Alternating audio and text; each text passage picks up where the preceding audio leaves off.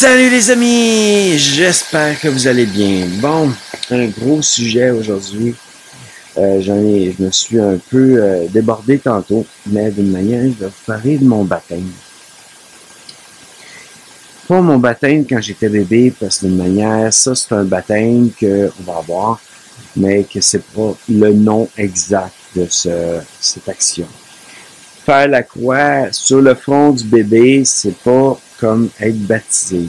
Un baptême, on appelle ça une submersion. En voulant dire, on va submerger dans l'eau une personne. Donc, c'est le choix de la personne de faire ce choix pour pouvoir dire, je veux te suivre, Seigneur Dieu, à tout jamais, et que j'accepte aussi, j'ai accepté en parole, dans la prière de repentance, Jésus comme sauveur, qui est mort à la croix pour mes péchés, mais je n'avais pas fait l'action de dire, j'accepte tout. Que mon baptême est assez particulier, je sais pas, pour ceux qui comprennent, qui croient en ce genre de baptême que je vais avoir eu. Je veux pas pousser personne à croire à ce genre de baptême, mais je veux quand même en parler parce que ça fait partie de mon histoire. Que pour moi, disons, qui croit à ce style de baptême, j'ai été baptisé dans l'eau, submergé dans l'eau. Tellement submergé que j'ai coulé dans le fond de l'eau comme une pierre. La personne qui me baptisait était même plus capable de me relever, de me remonter de l'eau. J'ai eu des personnes aussi qui ont extrêmement angoissé et stressé face à voir que j'étais coulé dans l'eau et qu'ils n'étaient pas capables de me remonter.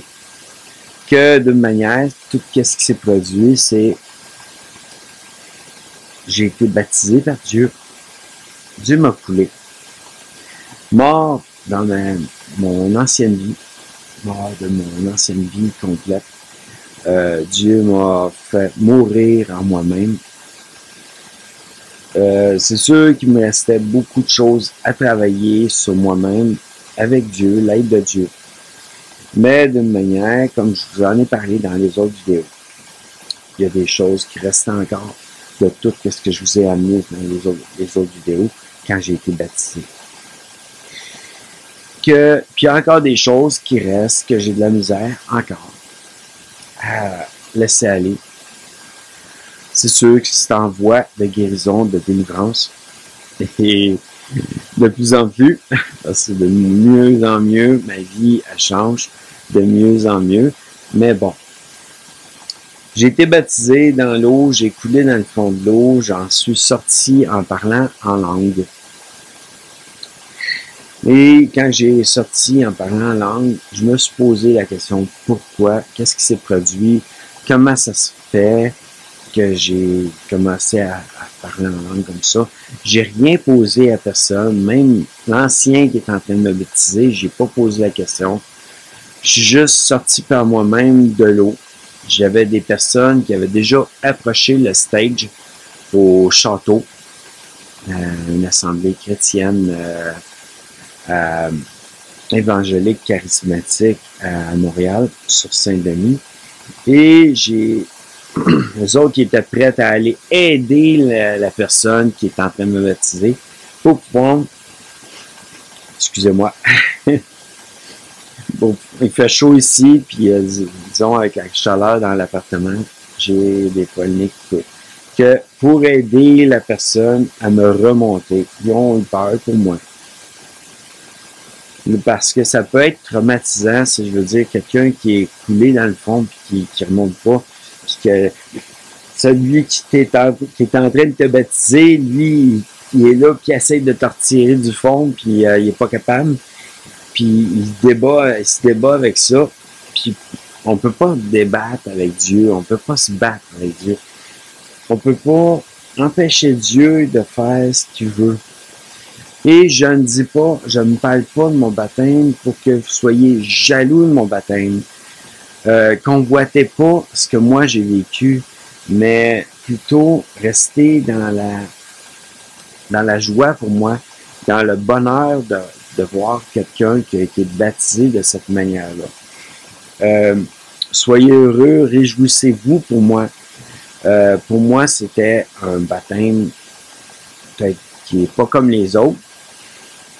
J'ai l'impression qu'avec Dieu, il y a des choses que j'ai vécues qui ont jamais été comme d'autres. Tu sais, autant, à un moment donné, quelqu'un me priait. Il priait sur moi, puis il m'imposait la main sur le front. J'avais l'impression qu'il me pousse, puis là, j'avais dit, Dieu, je tomberai jamais devant l'homme. Si moi, vraiment, je dois tomber, ça va être devant toi.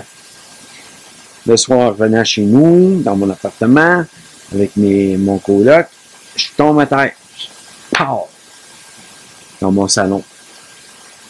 Mon coloc m'a vu, mais il n'a rien compris lui non plus, tout de suite. Puis moi, ben, j'ai compris que là, Dieu venait de me toucher, puis venait de me faire tomber. Puis il a décidé que là, c'était là que j'allais tomber. Pas plus tard, pas avant, pas nulle part. Vu que moi, j'y avais demandé, j'ai dit, je tomberai jamais devant l'homme. J'avais l'impression d'être poussé, là, que je me débattais contre une main qui avait de l'air à me pousser dans le front. Que, non, j'ai dit non. Que vous voyez, peut-être que les deux moments dans ma vie ont un certain lien ensemble. Dieu a comme dit, OK, lui, il veut pas tomber devant l'homme, il veut, en fait, il ne voudra pas être baptisé par un homme, je vais être baptisé. Puis il me l'a coulé dans le fond.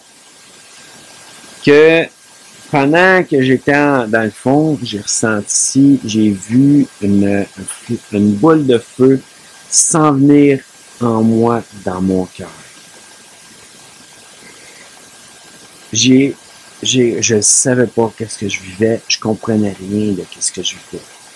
Et tout ce qui s'est produit ensuite, quand que moi je suis sorti de l'eau, qu'est-ce que j'avais l'impression que ça aurait pu peut-être être 15 secondes. Selon qu'est-ce qu'ils ont dit, j'avais fait 15 minutes dans le fond de l'eau. Parce qu'il y avait des gens qui étaient comme des amis, des frères dans le Seigneur, qui étaient prêts à venir m'aider pour pouvoir me remonter parce que les autres étaient inquiets pour moi. Que d'une manière, eux autres m'ont dit, écoute, ça faisait 15 minutes que tu étais dans le fond. On calculait, on était tellement angoissés pour savoir est-ce que ils vont réussir à te remonter. On était prêts à sauter dans l'eau pour essayer de te remonter. Malgré tout, je pense que s'il aurait sauté dans l'eau pour essayer de me remonter, je pense qu'il n'y en a pas un seul qui aurait pu me remonter, à part Dieu. Parce que si Dieu a décidé que moi je restais dans le fond de l'eau, je reste dans le fond de l'eau. Il n'est pas question que je remonte, même pas avec l'aide d'un autre frère. Que donc, mon baptême, c'était ça. Une boule de feu qui est tombée en moi, un baptême dans l'eau qui est rentré en moi, dans mon cœur, le baptême de l'eau, le baptême de l'esprit, parce que je parlais en langue en sortant de l'eau. À un moment donné, même pour un frère, j'ai prié pour un frère, parce que d'une manière, j'avais mal à la jambe, extrêmement mal à la jambe. Je vous partagerai pas c'est qui ce frère, je dirai pas de nom, mais si moindrement il m'écoute, il va pouvoir se reconnaître. J'avais vraiment, mais vraiment mal à la jambe. J'avais des chocs électriques dans les mains. Mes mains étaient chaudes, avaient des chocs. J'étais comme dehors en train, sur ma galerie, en train de les secouer, en train de me dire c'est parce que j'étais mal placé, j'étais à côté sur un air, de quoi de même, que j'ai ça. Puis non, ça voulait pas partir. Puis j'avais toujours mal à la jambe. Puis je comprenais pas. Pourtant, j'ai pas de problème avec ma jambe. Dans ce temps-là, j'ai pas de problème avec ma jambe. J'en ai toujours pas, mais c'est mon dos. Mais bon, tu sais, d'une manière, on ne sortira pas du sujet. C'est juste que j'ai comme été sur un moment d'essayer de me... En tout cas, peu importe. Que je rentre en dedans, je dis ça à mon frère, j'ai dit, je pense que j'ai besoin de prière, j'ai un gros mal de jambes. Puis, j'ai des chocs électriques, de la chaleur intense dans les mains. Puis, j'ai aucune idée pourquoi j'ai ça. Je pense que je vais avoir besoin de prière.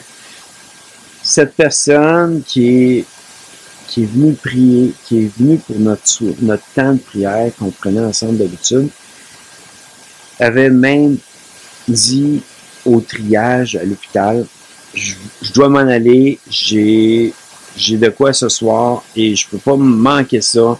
Et vu que c'est trop long pour que je sois vu, je vais m'en aller pour rejoindre cette personne, rejoindre mon rendez-vous. Et il est parti avec de la douleur dans la jambe. Et il s'avait planté un clou, il était tombé pendant son travail sur un clou. Puis ça avait planté un clou dans la jambe. Disons que quand j'ai prié, il y a eu une guérison. C'est la première fois que je priais pour quelqu'un pour la guérison. Parce que pour moi, je connaissais même pas ça encore. J'avais jamais fait ça encore. J'avais aucune idée c'était quoi, premièrement. Faut dire que je pars de loin. J'avais pas grande connaissance dans le baptême de l'esprit, ni dans le baptême dans l'eau, toute la quête. Je comprenais même pas c'était quoi que j'ai vécu dans mon baptême dans l'eau, que je vais vous dire, franchement, j'étais dans une ignorance face à tout ce qui arrivait. Que je vous dis ça comme ça, je vous partage ça d'une manière, c'est des choses que j'ai vécues. Et j'ai décidé de vous le partager aujourd'hui. Que beaucoup de choses que j'ai pu vivre, que Dieu a pu faire dans ma vie, des miracles, que j'ai jamais eu aucune idée pourquoi ça s'est produit comme ça, passe d'une manière, c'est pas moi qui décide, c'est Dieu qui décide. Donc, automatiquement, moi, je suis juste un outil entre ses mains.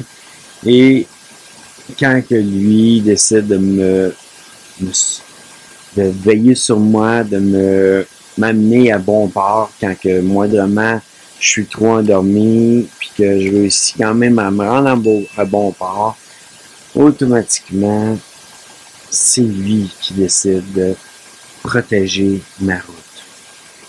Que je vous remercie d'avoir écouté jusqu'à la fin et à bientôt les amis dans une prochaine vidéo.